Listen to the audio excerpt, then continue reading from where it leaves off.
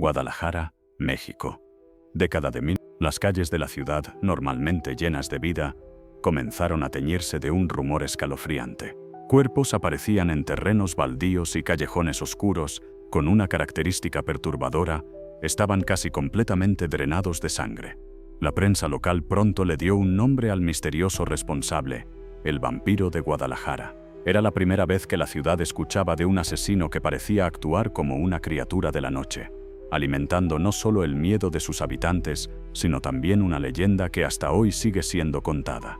Se trataba de un asesino en serie real, con un modus operandi cruel y extraño, o era simplemente el producto de la superstición de una sociedad marcada por el miedo y la violencia. Lo cierto es que en aquel tiempo, cada sombra en las calles y cada paso en la oscuridad hacían temblar a Guadalajara. Para entender la leyenda del vampiro de Guadalajara, es necesario retroceder en el tiempo. En la década de 1930, México vivía un periodo turbulento tras la Revolución. La desigualdad social era enorme, la pobreza asfixiaba a miles de familias y las ciudades crecían de manera caótica. Guadalajara, una de las urbes más importantes del país, combinaba modernidad con tradiciones profundamente arraigadas. Sus calles empedradas y barrios antiguos convivían con nuevos edificios y una vida nocturna en expansión. Pero esa modernidad tenía un lado oscuro: la falta de seguridad, los barrios marginales sin control policial y una fuerte presencia de criminalidad común. Los periódicos de la época ya hablaban de asaltos, homicidios y desaparecidos, pero nada se comparaba con lo que estaba por llegar. La aparición de cadáveres exangües fue interpretada de inmediato como algo sobrenatural. En una sociedad profundamente religiosa y supersticiosa, la idea de un vampiro no era absurda. Era el eco de viejas leyendas europeas adaptadas al México urbano. El miedo creció rápidamente, alimentado por la prensa sensacionalista y por los testimonios de vecinos que decían haber visto a un hombre extraño, alto, de rostro pálido, vagando de noche. Los primeros hallazgos estremecieron a Guadalajara. En descampados, callejones y lotes abandonados comenzaron a encontrarse cadáveres de mujeres y hombres de clase trabajadora. La característica común era inquietante: todos presentaban señales de violencia y estaban prácticamente sin sangre. Algunos cuerpos tenían marcas en el cuello como si hubieran sido estrangulados o mordidos. Otros mostraban cortes extraños que la prensa describía como heridas de drenaje. La falta de precisión forense en la época aumentó el misterio. Los rumores corrieron más rápido que los informes policiales. Se decía que las víctimas eran atacadas de noche, en zonas donde la luz de las farolas apenas alcanzaba. También se hablaba de un hombre alto con sombrero y abrigo largo, visto en varias ocasiones cerca de los lugares donde luego aparecían cadáveres. La policía local parecía incapaz de frenar la ola de terror. La gente, en cambio, empezó a hablar sin miedo del vampiro de Guadalajara. El apodo de vampiro no fue casualidad. La prensa amarillista de la época alimentó el mito con titulares que evocaban criaturas sobrenaturales. Los periódicos hablaban de un asesino que drenaba a sus víctimas como un vampiro de los cuentos europeos. El miedo popular pronto se mezcló con supersticiones locales. Vecinos afirmaban haber visto sombras moviéndose en los tejados, figuras que desaparecían en callejones y hasta pájaros negros revoloteando cerca de los cadáveres. Algunos aseguraban que el asesino no era humano. Otros decían que se trataba de un loco que imitaba a los vampiros. Sea como fuere, el mito creció, y con él, el terror colectivo.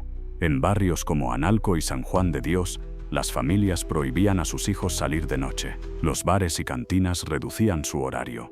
Guadalajara parecía una ciudad sitiada por la sombra de un depredador invisible.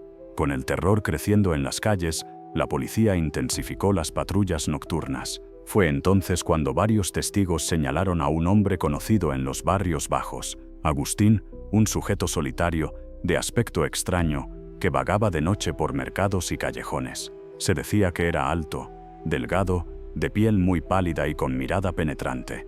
Vestía siempre ropa oscura, a veces un abrigo largo que lo hacía parecer aún más siniestro. Algunos lo describían como un hombre educado pero perturbador, con un aura inquietante. La policía lo detuvo tras ser vinculado a la última víctima encontrada. En su habitación, según los reportes de la época, hallaron objetos manchados de sangre y cuchillas que podrían haber sido usadas en los crímenes. La noticia de su captura llenó de alivio a Guadalajara. Los periódicos lo bautizaron definitivamente como el vampiro de Guadalajara. reforzando la mezcla de realidad y mito. Durante el juicio, la defensa alegó que Agustín sufría de una enfermedad mental.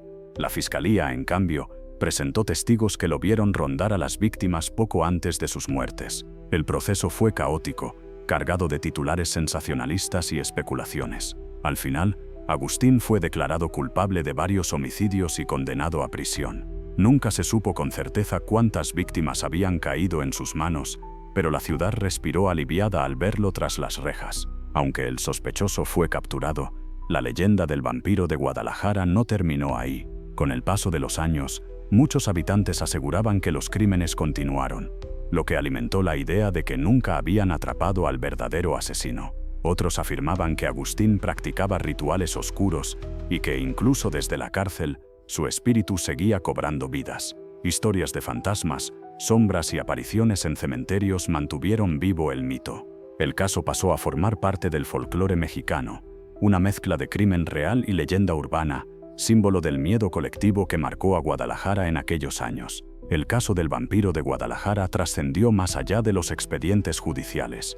Se convirtió en una de esas historias que los abuelos contaban a sus nietos para advertirlos de los peligros de la noche. La prensa de la época ayudó a cimentar la leyenda, con titulares exagerados y relatos que mezclaban hechos con fantasía.